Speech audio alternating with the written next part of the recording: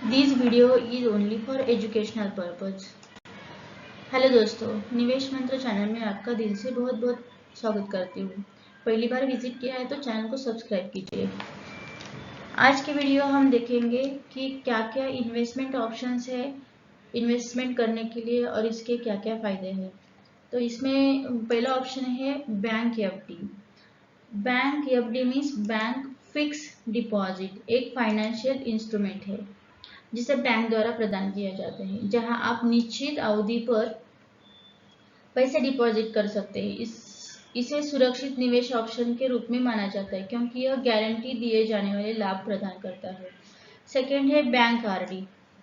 Bank RD तो यह भी बैंक एक फाइनेंशियल इंस्ट्रूमेंट है जिसे बैंक द्वारा प्रदान किया जाता है और ये जहां आप निश्चित अवधि के लिए एक स्पेसिफाइड ब्याज दर पर पैसे डिपॉजिट कर सकते हैं। इसे भी सुरक्षित निवेश ऑप्शन के रूप में माना जाता है क्योंकि यह गारंटी दिए जाने वाले लाभ प्रदान करता है।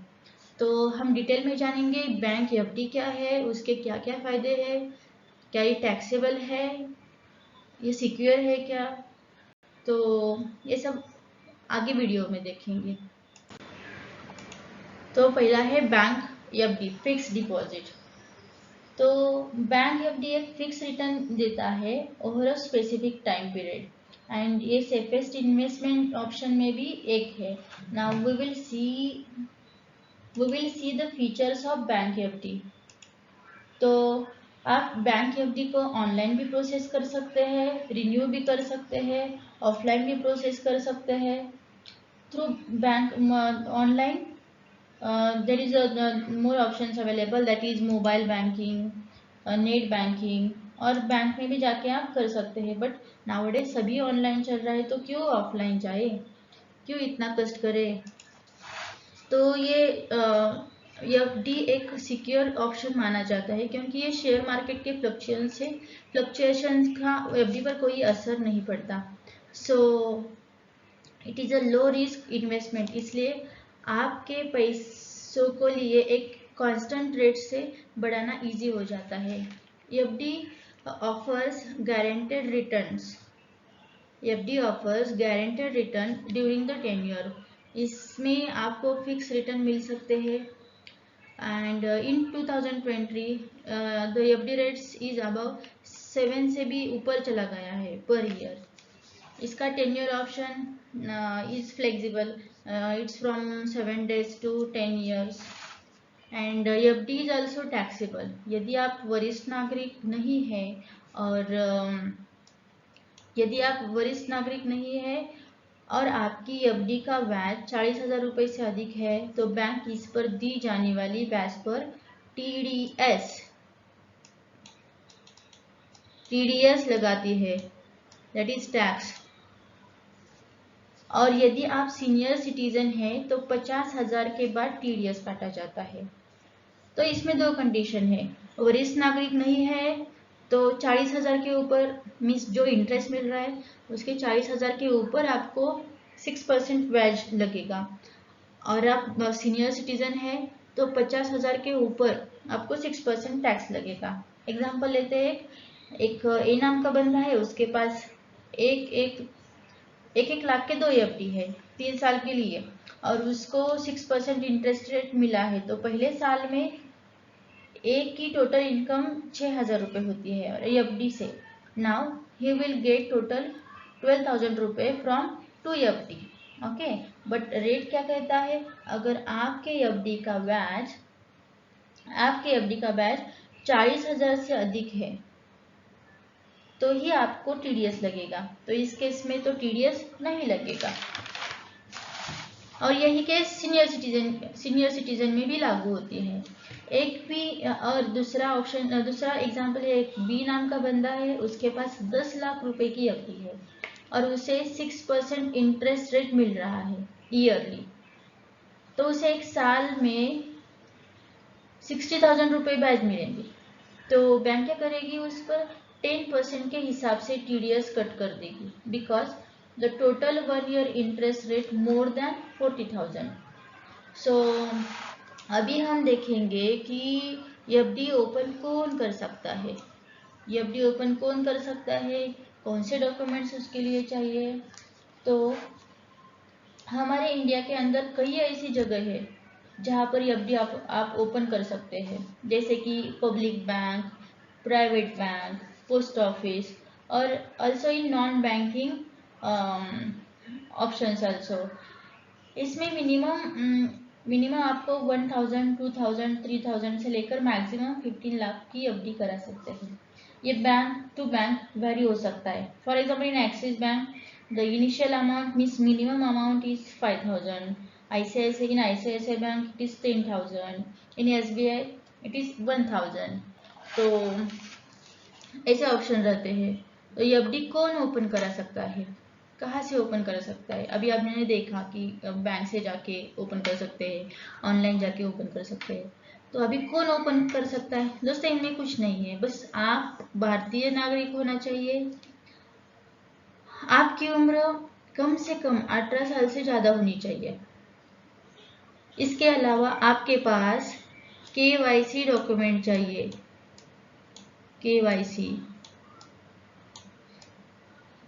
केवाईसी डॉक्यूमेंट्स होनी चाहिए। केवाईसी डॉक्यूमेंट्स मतलब आपका आधार कार्ड, आपका पैन कार्ड, जो कि आपकी पहचान और कह सकते हैं कि आप भारतीय होने का प्रूफ बताते हैं। और इसके अलावा एक फोटोग्राफ भी चाहिए, आपका मोबाइल नंबर भी जरूरी है उसके लिए।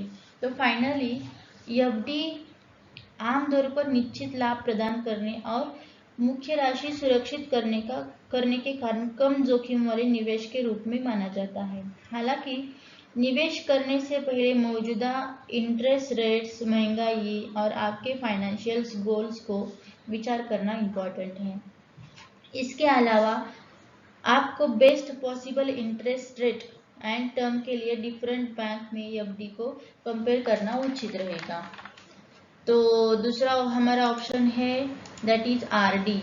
आरडी सेम है, बस यही डिफरेंस है उसमें कि आरडी में क्या होता है कि हमें मंथली बेसिस पर इन्वेस्ट करने का ऑप्शन मिलता है, बट फिक्स डिपॉजिट में हम लमसम अमाउंट इन्वेस्ट करते हैं। तो यही डिफरेंस है दोनों में, और थोड़ा बहुत जो रिटर्न मिलते हैं उसमें थोड़ा बहुत फर्क पड़ता है, बस कुछ नहीं है इसमें। बाकी डॉक्यूमेंट सेम है, ओपन कर कहाँ से ओपन कर सकते ये भी सेम है, डॉक्यूमेंट्स कौन से चाहिए ये भी सेम है। ये भी सिक्योर ऑप्शन है, ये भी एक सिक्योर ऑप्शन है। उसका टेन्योर मैच्योरिटी टाइम आप जहाँ रखना चाहिए वैसे रहता है, मीन्स 1 साल, 2 साल, 30 साल। ये मंथली बेसिस पर आप पैसे इन्वेस्ट कर सकते हैं, और एफडी में आप लमसम इन्वेस्ट कर सकते हैं। आरडी भी टैक्सेबल है।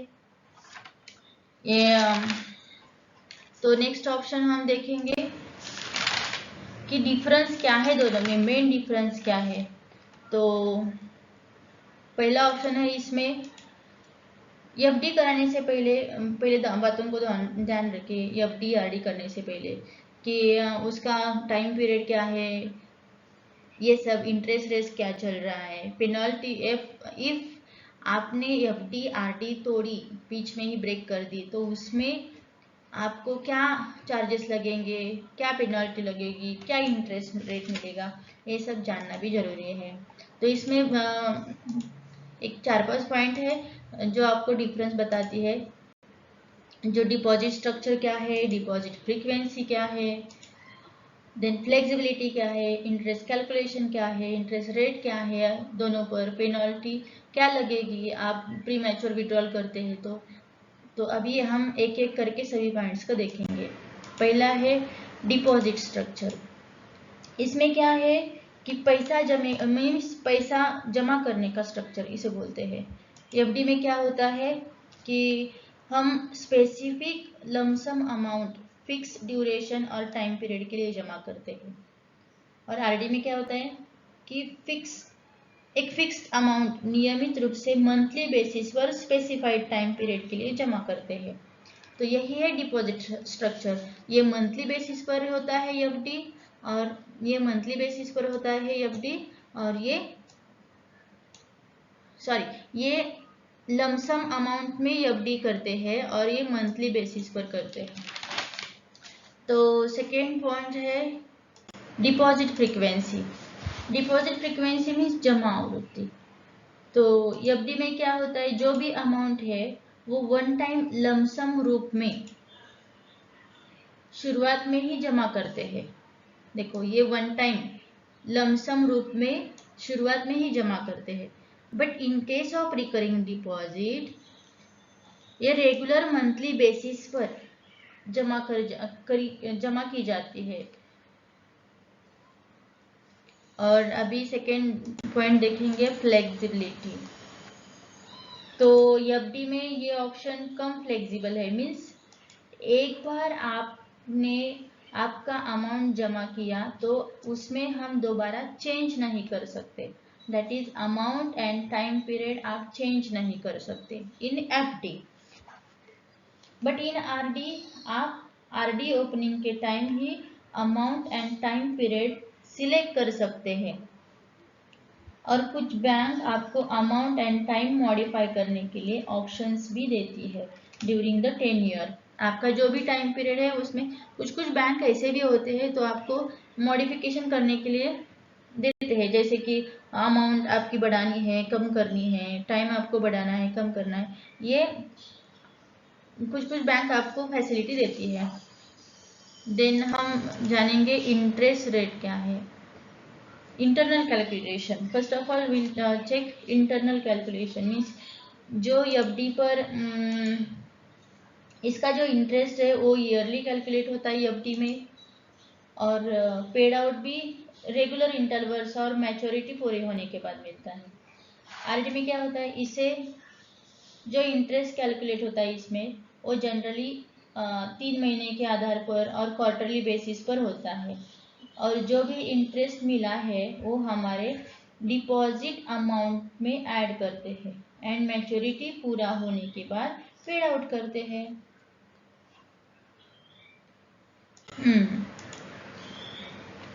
इंटरेस्ट रेट अभी इंटरेस्ट रेट क्या चल रहा है पता ही होगा आपको। इन 2023 एफडी के रेट कितने बढ़े, आरडी के रेट कितने बढ़े, 7.5, 7। It depends on maturity time, depends on maturity time period.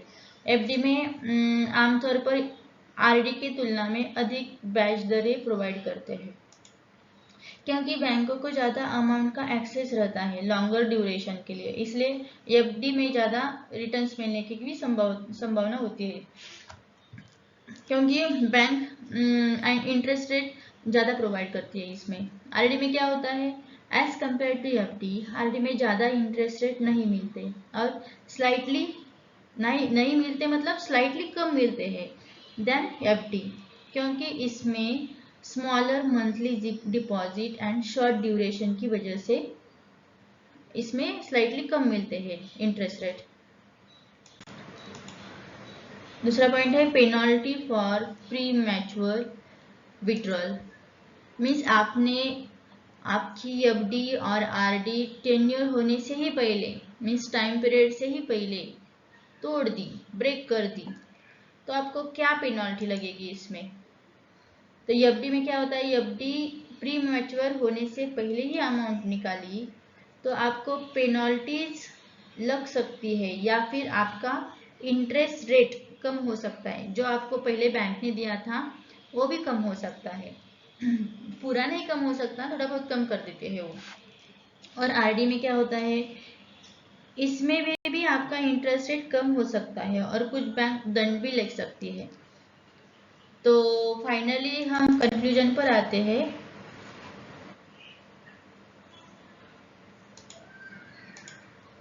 क्या एफडी अच्छी है, क्या आरडी अच्छी है। तो एफडी और आरडी के हमने देखा है कि दोनों के ही अपने अपने बेनिफिट्स है और डिफरेंट फाइनेंशियल गोल्स के लिए सुटेबल है।